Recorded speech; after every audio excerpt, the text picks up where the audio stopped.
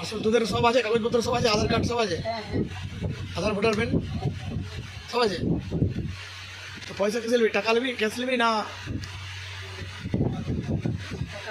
না phone pay দিবি?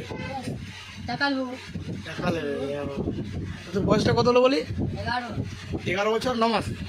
এখন নয়, আমার 11 বছর। তোর বাবার বয়স কত হলো? আমি ভুলে গেছি, আমার বাবা জানি না। হ্যাঁ, আমি তারপর জানি না। বাবা কত হলো? 15 না 16 সেটা বল। তোর বয়স তো 9 বছরের বেশি হবে না। বাবা 23। 11 বছর বলছিস, তোর বয়স তোর আবার 23 বছর। হ্যাঁ ঠিক বলেছিস।